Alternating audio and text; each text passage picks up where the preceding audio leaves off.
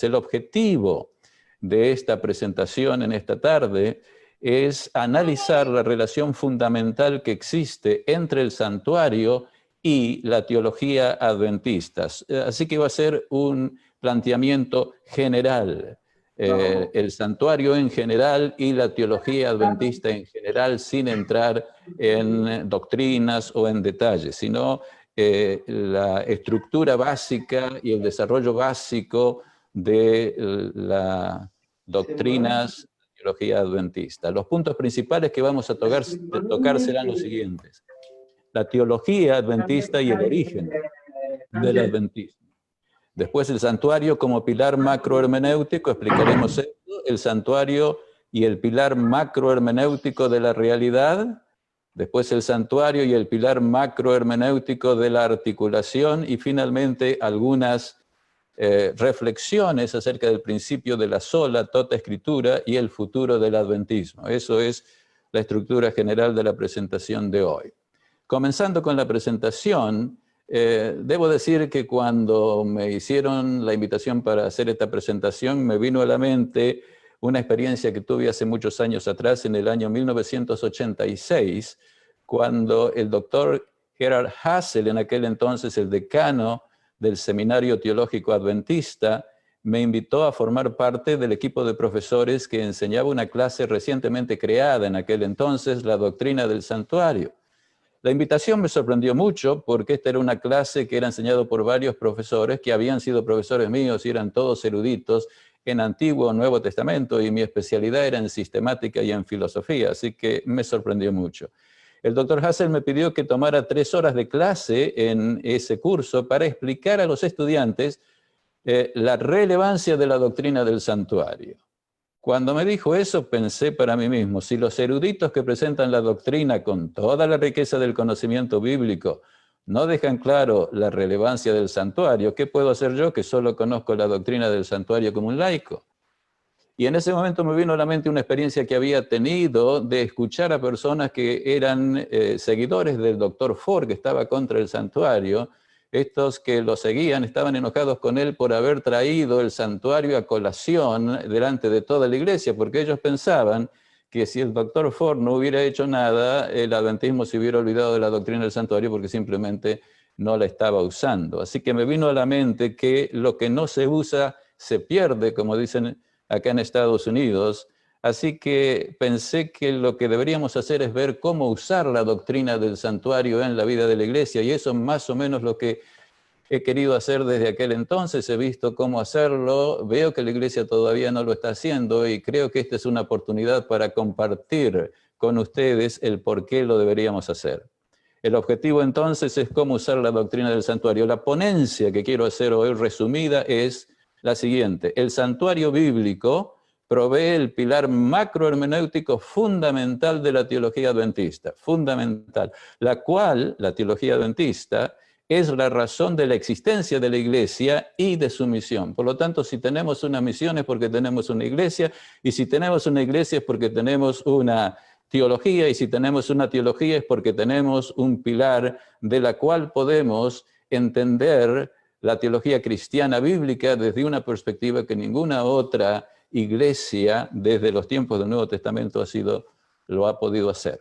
Comencemos entonces. La teología en el origen del adventismo. Nosotros sabemos bien que el adventismo se originó con el movimiento adventista, que pensaba que Cristo iba a venir en 1844, y luego llegó el chasco, y cuando el chasco tiró por el suelo todas las esperanzas del pueblo, ellos comenzaron a pensar inmediatamente el 23 de octubre del 1844 y llegaron a descubrir la doctrina del santuario, que los llevó a descubrir un sistema armonioso y completo de verdades. La hermana White lo pone así en El conflicto de los siglos: el asunto del santuario fue la clave que aclaró el misterio del desengaño de 1844, reveló todo un sistema de verdades que formaban un conjunto armonioso y demostraban que la mano de Dios había dirigido el gran movimiento adventista.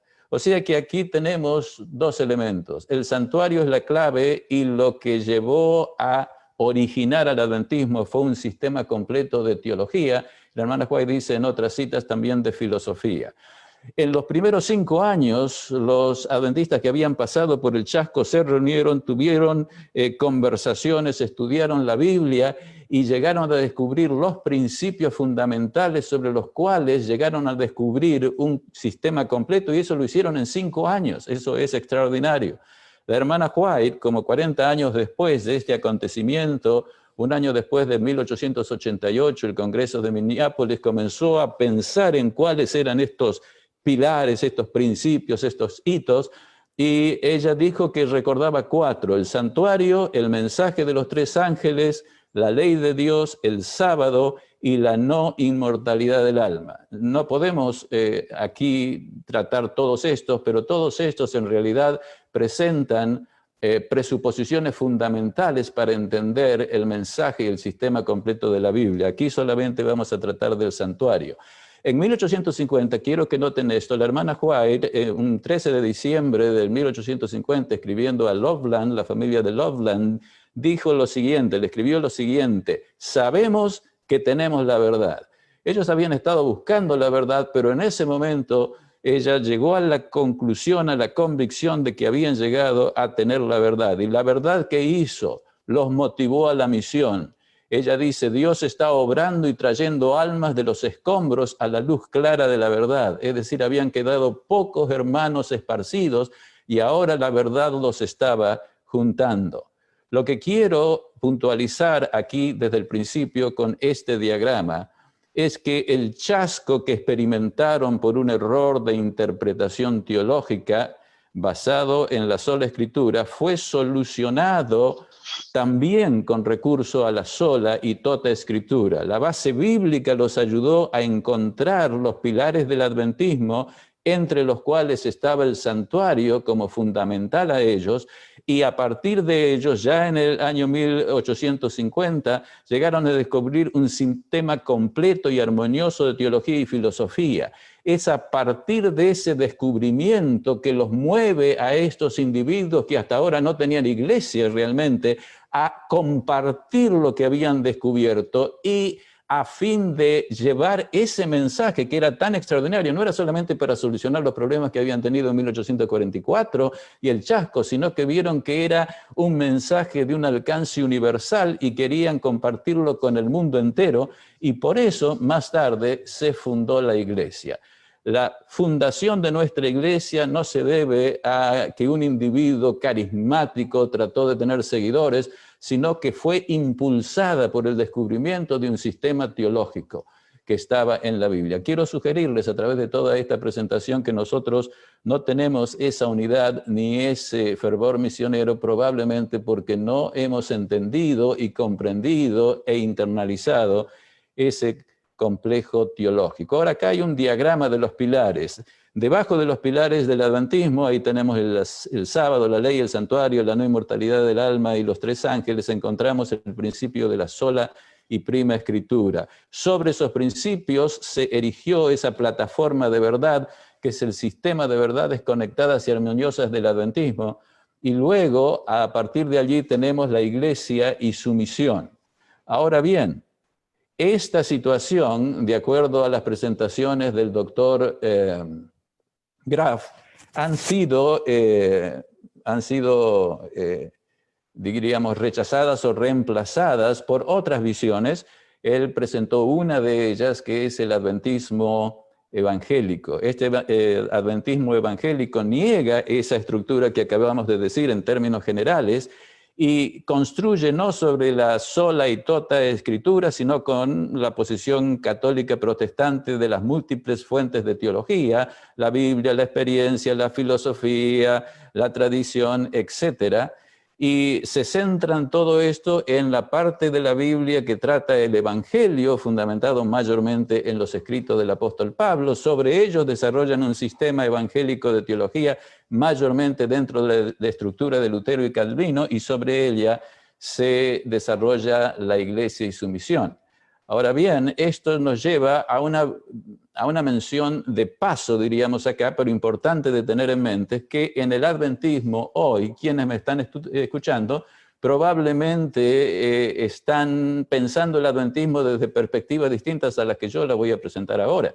Yo sé que eso pasa aquí donde yo vivo y por lo que he visto a través de mis 40, 50 años de experiencia, eso está en todas partes del mundo y probablemente entre ustedes que me están escuchando. Ustedes probablemente no se den cuenta de eso porque han bebido el adventismo dentro de esa estructura, pero quizás al escuchar lo que yo estoy diciendo vean que es como ustedes lo piensan y si ustedes ven que no es como ustedes lo piensan, comiencen a pensar de que hay otras formas de ver el cristianismo y el adventismo y por qué esa situación de división ocurre en la iglesia. Es decir, hay divisiones en el adventismo porque muchos de nosotros no están construyendo lo que creemos en la base de la Biblia y solamente la Biblia, sino en la base de múltiples fuentes. Yo no puedo entrar a analizar cada uno de estos puntos, esto es muy brevemente. Las divisiones entre nosotros, hay adventistas progresivos, adventistas evangélicos, adventistas de la última generación, etc. Cada uno de ellos entiende las cosas diferentes, pero no desde la perspectiva del santuario. Acá no está la perspectiva del santuario. La perspectiva del santuario sería una más a estas tres que pongo acá. Y muchos de nosotros estamos en expresiones del adventismo que combinan elementos de estas 3 o 4 versiones sistemáticas del adventismo. De allí pasan a todo el mundo cree el evangelio, pero cada uno cree el evangelio a su manera y cada cual está contento. Hay como una especie de adventismo en estilo cafetería, cada cual lo arregla como quiere, lo practica como quiere y está seguro de que se salva porque cree que así es porque lo cree. De allí a la misión de la iglesia, que es muy distinta de cada uno, en cada uno la entendemos diferentes, pero básicamente en forma organizada es ganar almas, no importa cómo lo piensen, pero si está bautizada, no importa en qué sistema, ya está y está bien, y eso vendría a ser el objetivo de los números. La propuesta que quiero presentar acá consiste en implementar la sola y toda escritura, comenzar con esa base, reestudiar y reentender los pilares del adventismo, el santuario incluido entre ellos, pero los otros pilares que ya mencioné, desarrollar el sistema completo y armonioso de teología a todos los niveles, al nivel teórico, al nivel de la universidad, del seminario, de las iglesias, de las escuelas, etc.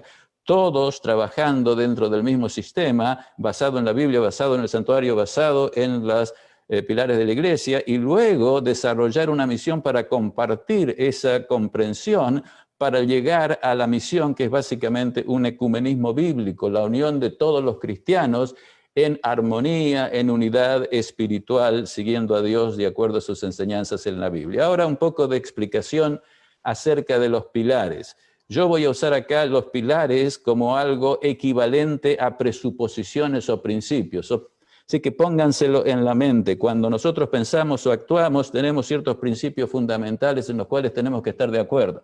El principio fundamental en el cual tenemos que estar de acuerdo es la Biblia, solo la Biblia y toda la Biblia. Si no estamos de acuerdo en eso, nunca vamos a poder llegar a la unidad. Si queremos fundamentar en las fuentes múltiples, pues estaremos divididos y la única unidad posible estará en acercarse a la Iglesia Católica. No tengo la posibilidad de explicar esto, pero eso es más o menos como es, y eso es lo que en realidad le está pasando a los evangélicos que ahora se están uniendo con los católicos, precisamente porque ellos construyeron en la base de los principios múltiples de la teología y no en la base de la Biblia y la Biblia sola, como ellos pretendían hacer y nunca hicieron.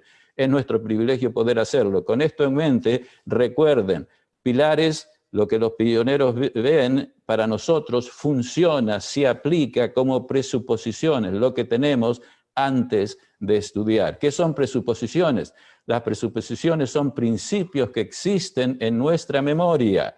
Ustedes lo tienen y nos ayudan a ver, a interpretar y a entender. O sea que cuando decimos que el santuario es un principio es porque lo tenemos en nuestra memoria y lo aplicamos para entender otras cosas. Lo mismo aplica para todos los otros principios o pilares del adventismo.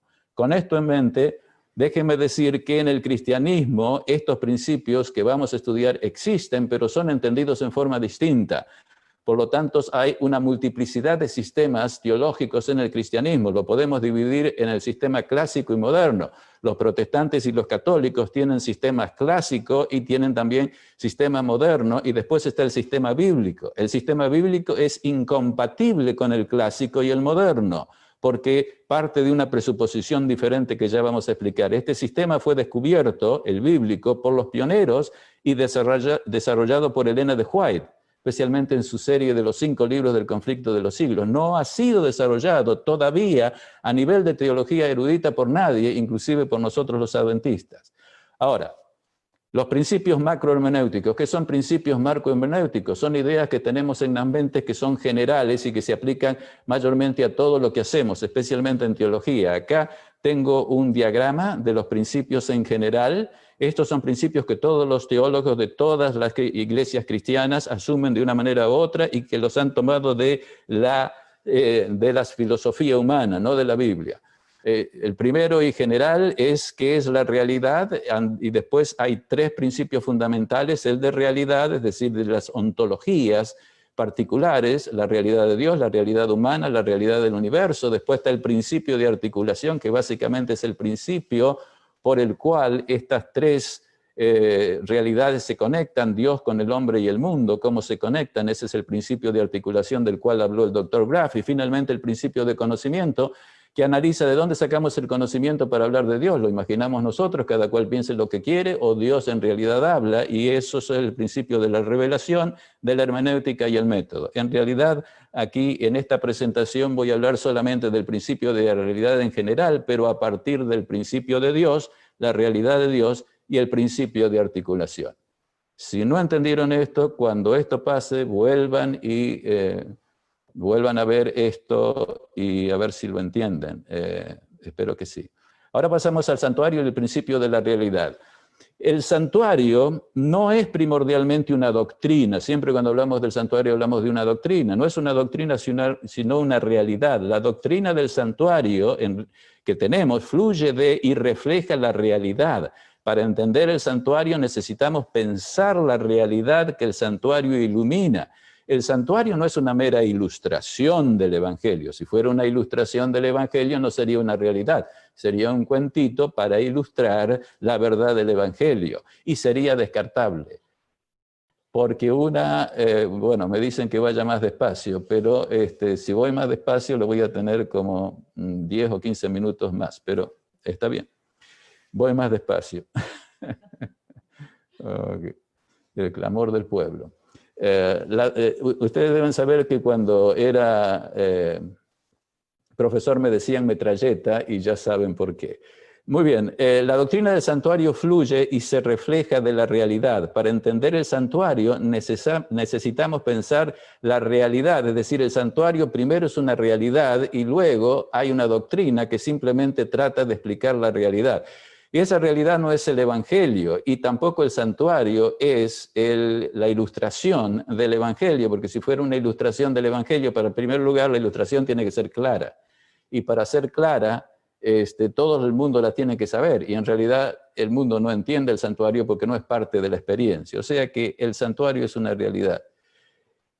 Segundo, el santuario no es ante todo un edificio. Cuando hablamos del santuario pensamos, ok, el edificio, lo que hay en el edificio, las entradas, las salidas, las puertas. El significado del santuario, por supuesto, incluye el edificio, tiene que tener un edificio, pero se fundamenta en el ser que vive en el edificio. Por lo tanto, el centro del santuario es Dios. No podemos tener solamente Dios sin el santuario, pero tenemos que tener a Dios en el santuario. El Dios que vivió en el santuario terrenal fue Cristo. Cuando estoy hablando del santuario no me estoy refiriendo al santuario en el cielo, me estoy refiriendo a cuando empezó el santuario aquí en la tierra, y hay más estudios respecto del santuario, y de esto hablará, pienso en detalle, mi amigo el doctor Davidson, creo que el próximo sábado.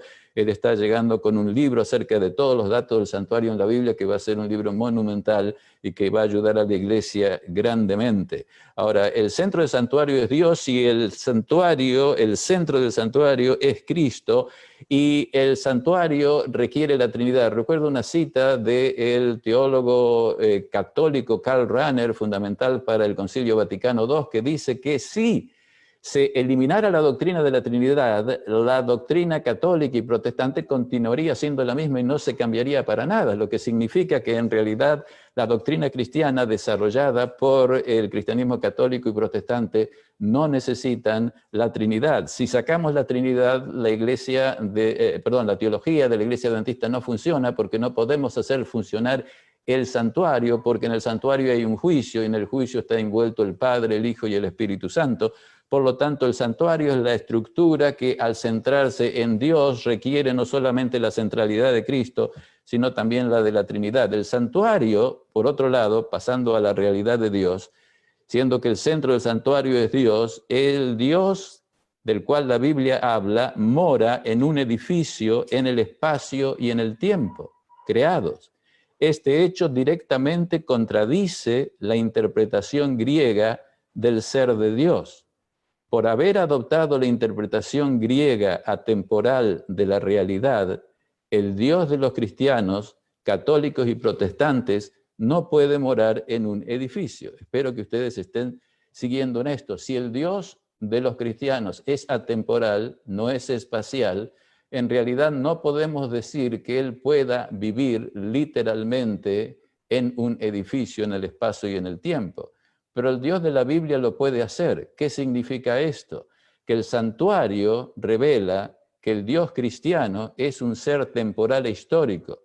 El Dios de la Biblia es compatible, pero no limitado al tiempo y al espacio. Es decir, el 23 de octubre de 1844, cuando Irán Edson pensó que en el cielo realmente Dios había comenzado una obra en el espacio y en el cielo, en el espacio y en el tiempo del cielo, había completamente erradicado y reemplazado la presuposición o principio fundamental sobre el cual se fundan las teologías católicas y protestantes, porque de acuerdo con ellas, siendo que Dios es atemporal, nada puede pasar en el cielo en el cual Dios haga algo nuevo y por lo tanto nunca podría aceptar, ni nunca ha aceptado, ni nunca aceptará que Dios hace nada en el cielo ni en la tierra en el orden de la sucesión.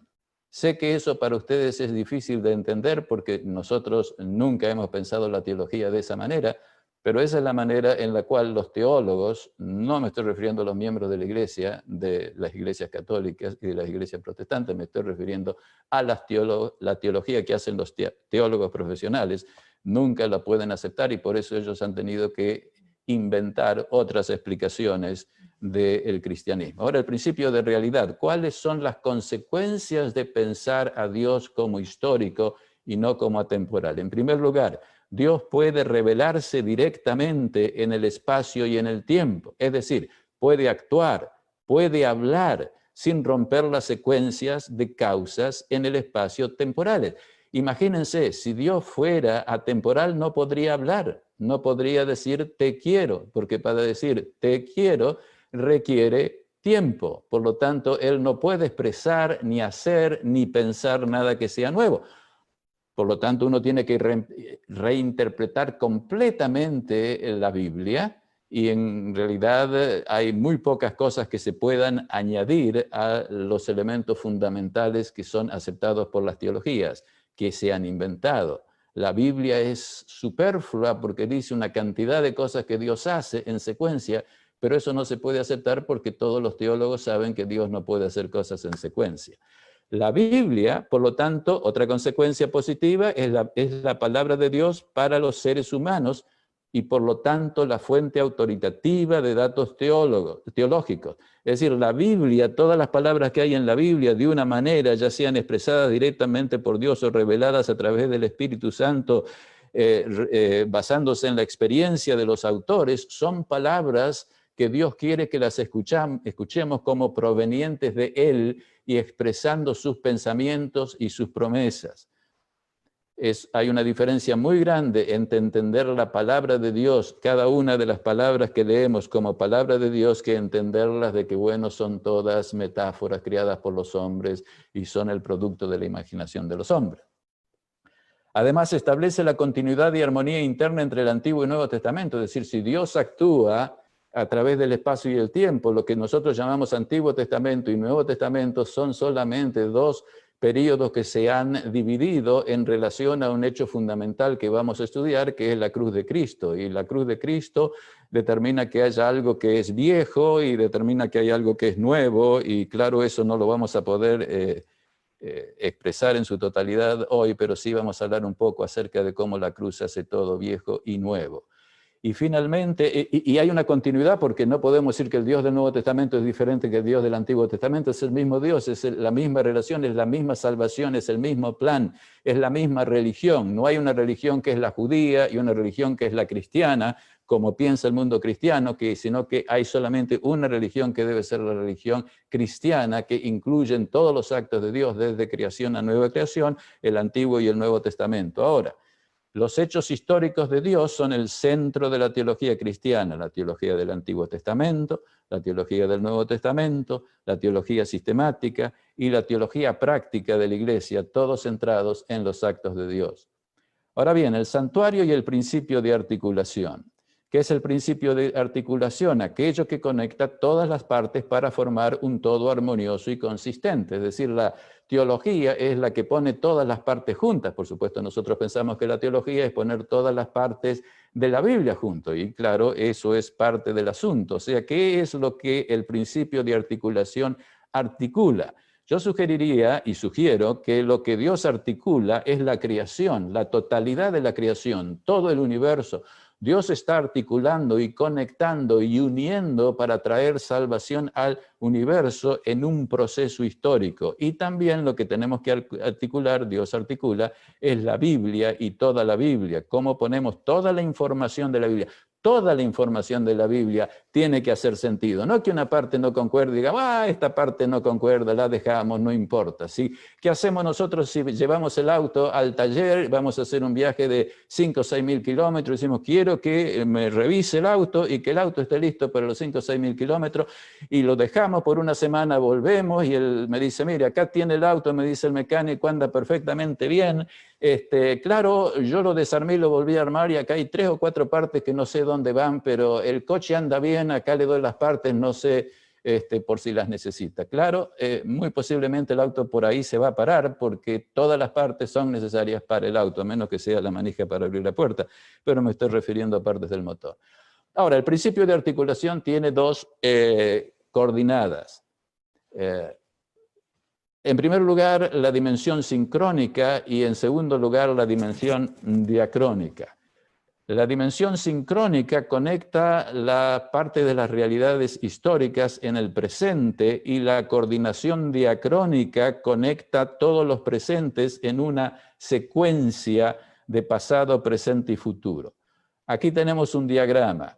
Tenemos el nivel sincrónico. Quiere decir que en cualquier momento del tiempo y en todo momento del tiempo, en el presente, siempre hay un nivel cósmico, Dios, el cielo, todos los planetas no caídos. Después está el nivel social en nuestro planeta y en otros planetas, y luego está el nivel individual también a través del universo. Pero luego en la Biblia muestra que esos 3 niveles que siempre existen y están siempre presentes y que la Biblia los revela aquí y allá como siempre presentes, hay un proceso histórico de actividades de Dios que va desde la creación. Inclusive la Biblia refleja actividades de Dios anteriores a la creación que tienen que ver con la presciencia de Dios y la predestinación de Dios, que es el plan que Dios tenía para cumplir en caso que si Él creaba el mundo fuera a pecar, y que continúan a través de toda la historia y continuarán por toda la eternidad. Nosotros tenemos la revelación de las actividades de Dios que se relacionan a este planeta desde la creación hasta la segunda venida.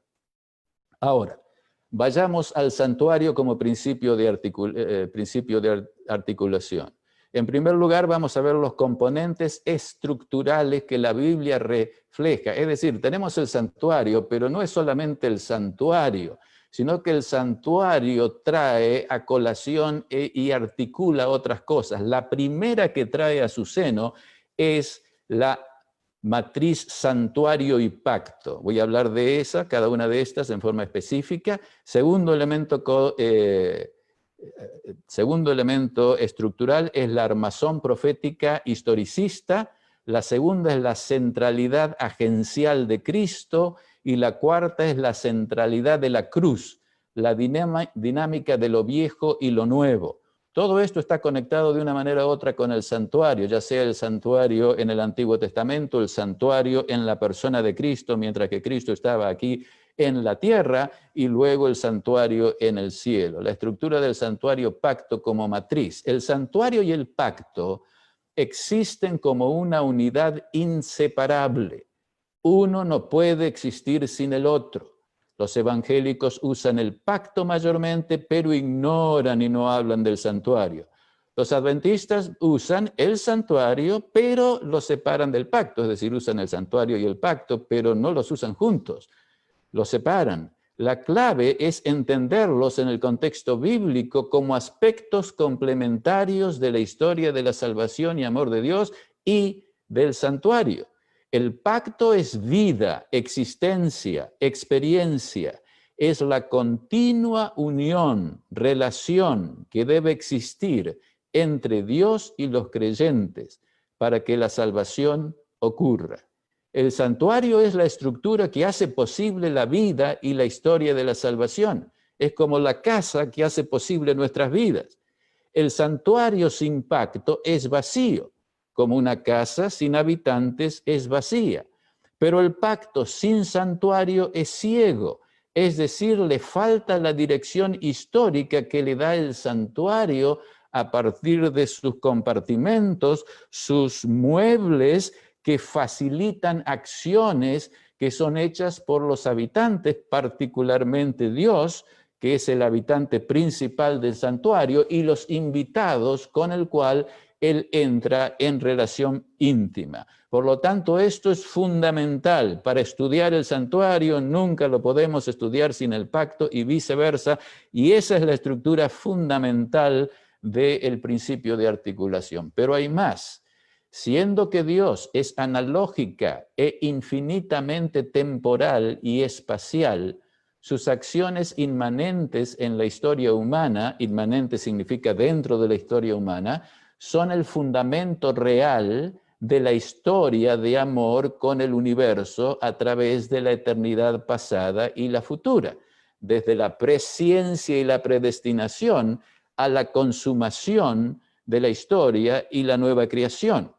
Hay un solo santuario en diferentes fases. Ustedes van a leer la obra del doctor Davidson y él va a entrar en detalle hablando de santuario del cielo, en la creación, en el jardín del Edén, después con su fase salvífica, etcétera, en el Antiguo Testamento, en el Nuevo Testamento, en Cristo, en la Santa Ciudad. Siempre está Dios actuando en el sistema del santuario y hoy en el universo también es eso. Esa es la estructura fundamental de la teología de Dios que va a ser, ha sido y será por la eternidad. Es una y la misma. Hay un solo santuario, un pacto y movimiento generado por las acciones amorosas, misericordiosas y redentoras de Dios en la historia de la salvación. La continuidad entre el Antiguo y el Nuevo Testamento es un fundamento básico y un sello distintivo de la teología, de la espiritualidad y del ministerio adventistas. Pasamos ahora al armazón profético historicista. Con esto estaríamos todos mayormente familiarizados. Esto está centrado en la interpretación historicista de Daniel y Apocalipsis. ¿Se dan cuenta? Hay solamente una manera propia y bíblica de interpretar toda profecía y especialmente las profecías de Daniel y Apocalipsis, que es historicista. ¿Por qué historicista? Porque Dios hace todo históricamente y en secuencia, y cuando hace una profecía apocalíptica simplemente está revelando lapsos de tiempo entre las actividades fundamentales que Él va a ejecutar para llevar adelante el plan de la salvación y de la redención. Por eso hay una sola forma bíblica de interpretar correctamente la Biblia y específicamente las profecías. Y las profecías están en el centro del principio de articulación en su dimensión diacrónica. La historia y profecías bíblicas junto con el santuario proveen el principio macrohermenéutico que el exégesis y la teología sistemática y ministerio adventistas necesitan para desarrollarse armoniosamente. Ahora vamos a la centralidad agencial de Cristo.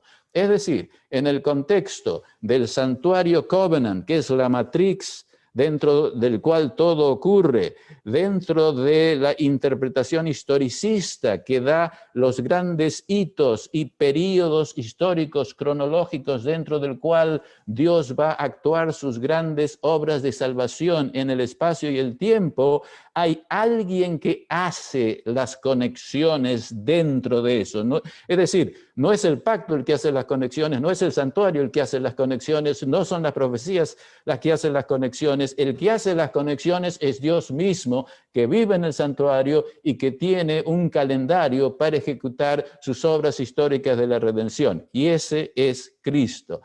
Solamente una o dos citas de la hermana White para que vean lo que estoy diciendo. También esto se puede argumentar bíblicamente, pero en el interés del tiempo voy a unas citas de la hermana White. Cristo no solo fue el que dirigía a los hebreos en el desierto, el ángel en quien estaba el nombre de Jehová y quien velado en la columna de humo iba delante de la hueste, sino que también fue él quien dio la ley a Israel. Es decir, en el Antiguo Testamento estaba Cristo, Pablo dice lo mismo.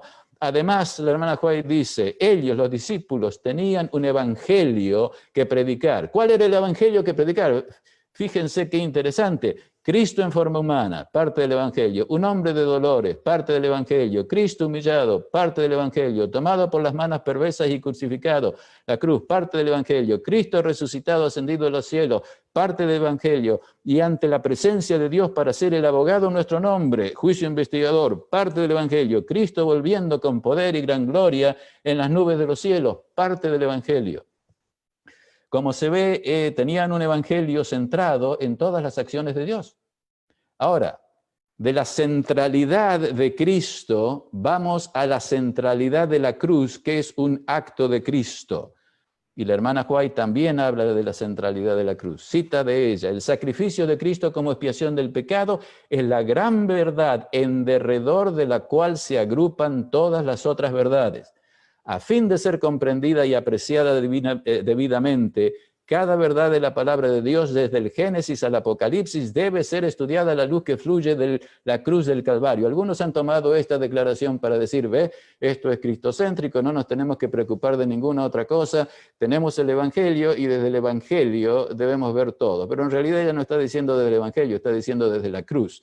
Es decir, está diciendo desde un acto. Y hay muchas razones, y yo no puedo entrar a ver cómo es esto, pero este es el fundamento, dice ella, debe ser el fundamento de todo discurso pronunciado por nuestros ministros. Entonces está hablando aquí de la espiritualidad. Todo elemento de la espiritualidad debe estar centrado en Cristo. Y hay más. Los discursos teóricos, dice la hermana White, son esenciales a fin de que la gente pueda ver la cadena de verdad que eslabón tras eslabón se une para formar un todo perfecto. Es decir, es esencial ver todas las acciones de Cristo.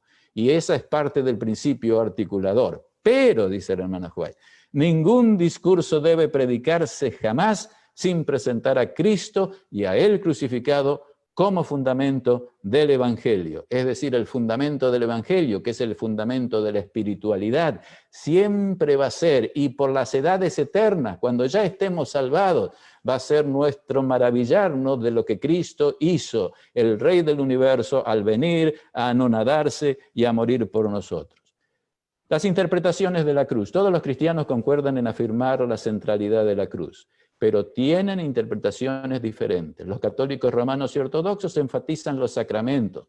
La cruz de Cristo es histórica, es contingente, es una forma de visualizar y de ejemplificar lo que es la obra de salvación de Dios, que es atemporal. Es un símbolo del amor de Dios, es lo mejor que se puede hacer, pero no la causa de la salvación. Los protestantes enfatizan la justificación por la fe más o menos en la misma manera a partir de la predestinación. La cruz es necesaria como una manifestación temporal de la realidad eterna de la salvación, del amor de Dios. Pero en la Biblia, y Elena de White, la cruz es la causa de la salvación, llevada a cabo en riesgo de fracaso real. La cruz es un acto nuevo de Cristo en espacio y tiempo, limitado espacio y tiempo de la creación. Es un acto de la divinidad como ningún acto anterior de la misma. Lo dice Hebreos 5, 8 al 9, y aunque era hijo, por lo que padeció Cristo, incluyendo la cruz, aprendió la obediencia y habiendo sido perfeccionado, vino a ser autor de eterna salvación para todos los que obedecen. Ese autor en el griego es aitía, y aitía es causa. Él por la cruz vino a ser causa de la salvación. Es decir, Él no es causa de la salvación por su poder. Si fuera Salvador por su poder, ya hubiera salvado antes. No necesitaba todo esto, pero para actuar y ser causa de la salvación tenía que hacer algo que no podía hacer en su poder omnipotente, sino que tenía que hacerlo como siervo, como humillándose, como haciendo nada, como siendo hombre y al mismo tiempo siendo Dios. Es una cosa que vamos a pensar y maravillarnos y no entender por la eternidad. Pero ese es el fundamento de la salvación, ese es el fundamento de toda la coordinación de lo que Cristo ha hecho y continúa haciendo y continuará haciendo en el futuro. Esas tentaciones, y no tengo mucho tiempo, son reales, es decir, Dios fue tentado con la posibilidad real de caer en la tentación y por lo tanto de no poder salvar a los seres humanos. Eso es absolutamente increíble y de alguna manera se ponía en riesgo a sí mismo, al riesgo de su felicidad. No podemos entender mucho esto, pero la hermana White dice que él podría ser tentado en todo. Como Dios, Cristo no podría haber sido tentado a pecar, así como en el cielo no pudo ser tentado a quebrar su alianza con el Padre. Pero al humillarse a sí mismo y tomar la naturaleza humana, Cristo podía ser tentado. No tomó la naturaleza de los ángeles, sino la humana, perfectamente idéntica con la nuestra, pero sin mancha de pecado. Estas fueron tentaciones reales, dice Elena de White, no simuladas. Cristo padeció siendo tentado. Ángeles del cielo estuvieron presentes en esta ocasión y levantaron su estandarte para que Satanás no pudiera excederse y vencer la naturaleza humana de Cristo. Ahora, el todo a ser articulado. ¿Qué es el todo a ser articulado? ¿Qué es lo que Cristo está articulando a través del santuario, a través del pacto? Está articulando la historia del universo que visto desde el punto de vista de partida de Dios, de la Biblia, es la historia de la salvación. La historia del universo se centra en la historia de la salvación y la historia de la salvación en su centro es la historia de la expiación como proceso histórico. Para los evangélicos la expiación es solamente una acción, la cruz, no hay otra acción, todo se hizo, todo se terminó en la cruz. Para nosotros en la cruz se terminó la paga del pecado, la cruz es suficiente, Cristo tuvo la victoria, Cristo demostró que está en lo correcto, Satanás fue destronado, fue vencido, estamos luchando contra un enemigo vencido, pero la historia de la salvación todavía no terminó porque tiene que reunirse todo. Y por razón del hombre la historia del pecado debía seguir porque el hombre ni los ángeles habían visto todas las consecuencias que estaban involucradas entre este conflicto entre el bien y el mal. Y si bien Dios ya había demostrado y había ganado la victoria, todavía el ser humano tenía que entender y Dios debía demostrar no el alcance del bien que había sido demostrado en Dios, pero el alcance del mal en sus engañosos juegos.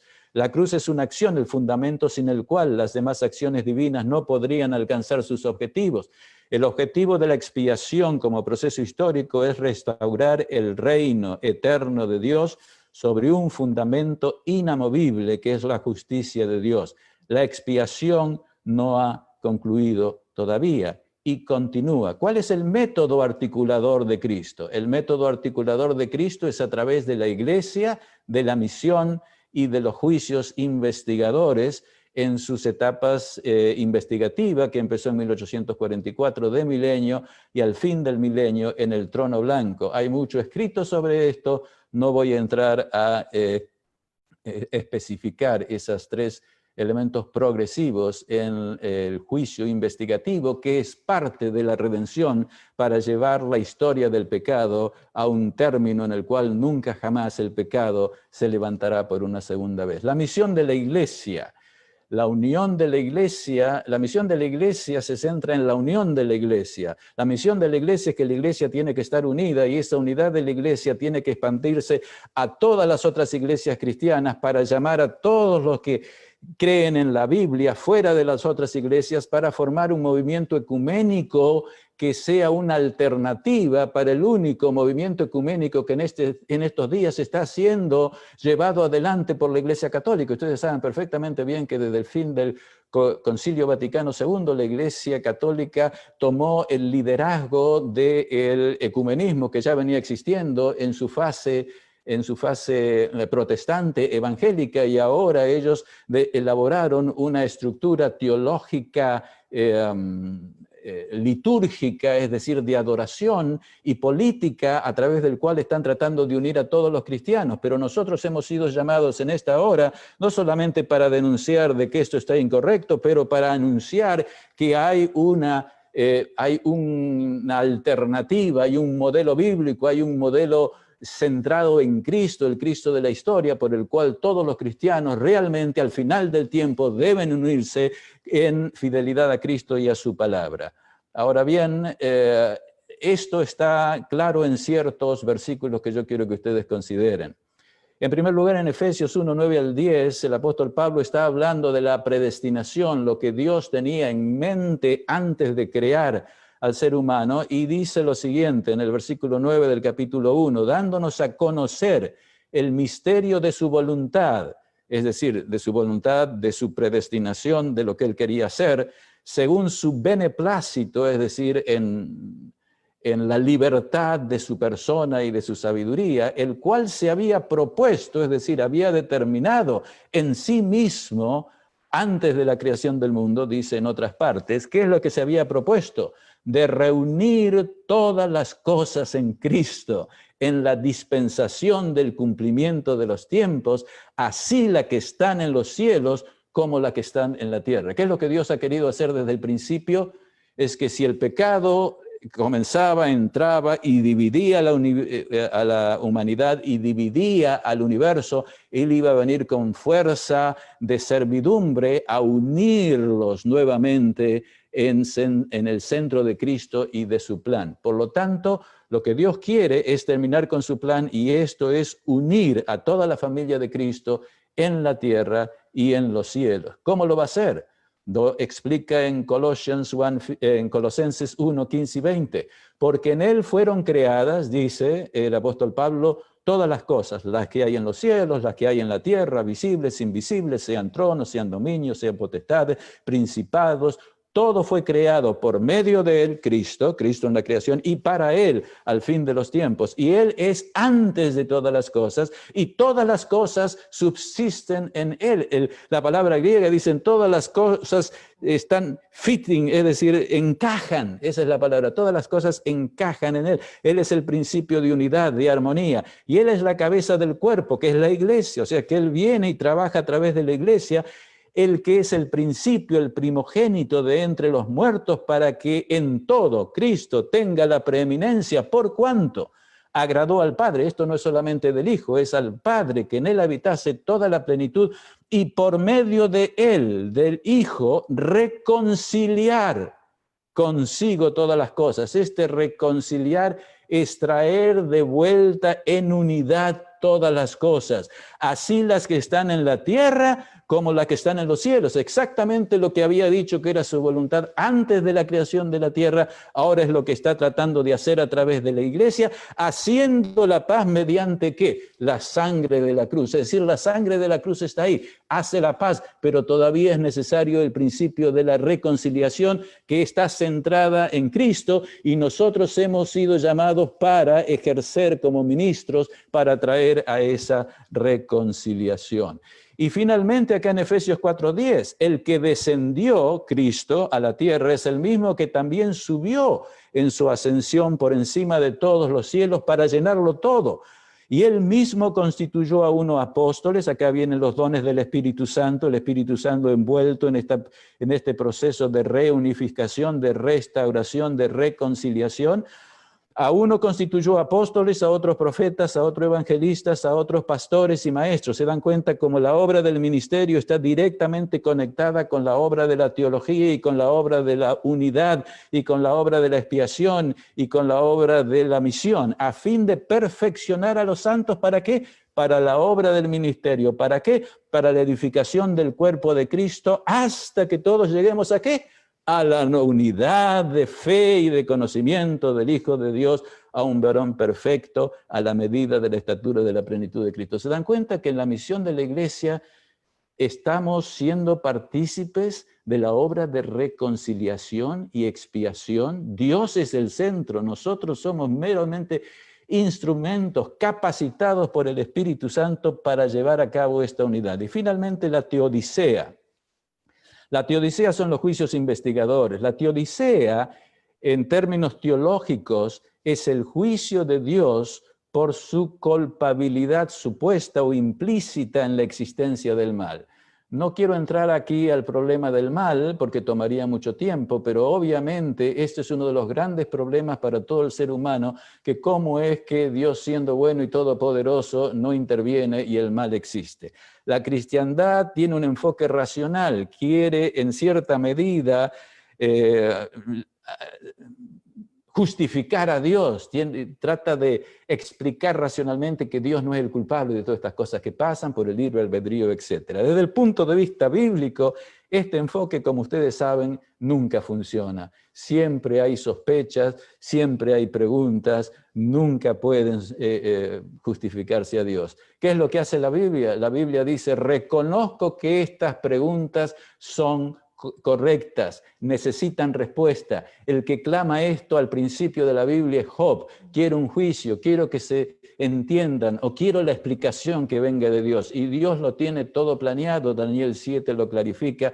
Hay un juicio, hay un momento en que se abren los libros y todo queda claro, los que se van a salvar, los que no se van a salvar, y también por qué Dios actuó como actuó en cada momento de la historia.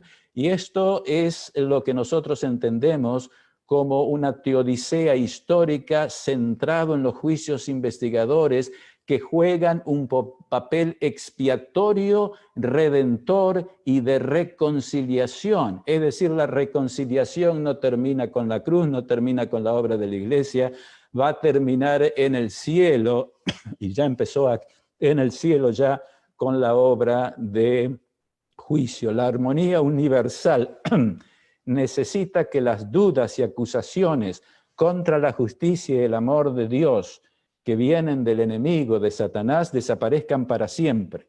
Los juicios investigadores representan el clímax del proceso de redención. Tenemos el juicio investigador de 1844, necesario para unir pecadores con los seres no caídos del cielo y otros planetas. Es necesario para identificar también quiénes de entre todos los profesos cristianos van a ser redimidos o no. Muchos de los que no están en la iglesia adventista serán salvos y muchísimos que están en la iglesia adventista hoy no van a ser salvos. Lamento que esto sean malas nuevas, pero es mejor saberlo ahora para poder poner nuestra casa en orden, para cuando nuestro caso sea considerado por Dios. El objetivo de todo esto final, ¿cuál es? La unidad cósmica del universo, la armonía universal, la nueva Jerusalén, la eternidad futura. Ese es el objetivo de todo este proceso histórico que se centra en las actividades de Dios, articulado en el contexto siempre del espacio-tiempo, del pacto y del santuario, donde la Biblia en el Antiguo Testamento y en el Nuevo Testamento nos da las actividades fundamentales de Dios para que entendamos el sistema completo de teología y filosofía que pueda unir a la Iglesia en estos tiempos y que pueda llevarnos a cumplir la misión. En conclusión, la ponencia ha quedado presentada. El santuario bíblico, junto con los otros pilares que no hemos podido presentar hoy, provee el pilar macrohermenéutico fundamental de la teología adventista, es decir, el sistema teológico para entender todas las doctrinas de la Iglesia y todas las actividades ministeriales, diríamos, también administrativas y misionales. Este sistema teológico es la razón de la existencia de la Iglesia y de su misión. Y finalmente termino con un llamado. Yo asumo que esta presentación es escuchada mayormente por pastores o por estudiantes, puede ser administradores adventistas que están familiarizados con la Iglesia Adventista, con su historia y con su teología y con su situación actual. Yo les estoy haciendo un llamado muy especial a todos aquellos que son jóvenes, que están estudiando, que están en nuestras universidades, a que consideren esta propuesta. Necesitamos edificar sobre el principio de la sola y tota Escritura. Hagan un compromiso a no aceptar nada que ustedes no lo vean, que esté basado en una aplicación total de este principio. Busquen siempre la coherencia bíblica. No hagan teología de cafetería. Entendieron este versículo y esa es la revelación de lo que el Evangelio es, o esto es lo que Dios dice y ya es todo. Y si no concuerda con esta otra parte de la Biblia o la otra, no se preocupan, porque ustedes ya tienen la verdad. En realidad, traten de ver cómo lo que ustedes piensan concuerdan con toda la Biblia y vayan cambiando la forma como entienden las partes, a fin de que todas concuerden bajo las bases de este principio fundamental del santuario que les he presentado. Usen los pilares del adventismo como principios macrohermenéuticos para completar y diseminar a todo nivel del adventismo un sistema armonioso de teología y filosofía. Eso nosotros no tenemos. Nosotros tenemos una doctrina aquí y allá, cada pastor piensa como quiere, se los bautiza, hay números, pero cada cual piensa como quiere y comienza desde esa interpretación regional del adventismo que tenemos, comienza a juzgar a todos los demás de que están mal a partir de la forma como yo lo entiendo. Pero si yo lo entiendo y tú lo entiendes diferente y los dos somos adventistas, ¿cómo nos vamos a poner de acuerdo? Pues si no estamos de acuerdo, lo que tenemos que hacer es ir a la Biblia, a toda la Biblia, y a ver por qué creemos de esa manera y ser humildes para cambiar nuestra posición si la evidencia nos muestra de que la Biblia apunta en otra dirección. Y una vez que estamos en a todo nivel, cuando hablo a todo nivel, estoy refiriendo al nivel de los administradores, al nivel de la iglesia, al nivel de los profesores, al nivel universitario, al nivel del seminario, al nivel de la academia, del secundario, de la primaria, todos juntos. Al ir formando la mentalidad de la iglesia deberíamos estar implementando estos paradigmas metodológicos, educacionales y ministeriales que están basados en ese sistema armonioso de teología y filosofía, que están basados en los pilares del adventismo porque provienen de la sola y de la tota Escritura, enseñanzas que encontramos en la Escritura en su totalidad. Y entonces de esa forma la iglesia estaría organizada a nivel mundial para llevar la obra misionera de unir a todos los cristianos bajo esta comprensión total y coherente de la Biblia, que se presente como una alternativa a la posición coherente del otro ecumenismo que se está desarrollando en bases de la filosofía humana y de la tradición. Esta es la propuesta, me ha tomado 1 hora y 5 minutos, lamento los momentos de velocidad máxima, pero apareció la policía y me trajo a la velocidad más o menos aceptable. Muchas gracias.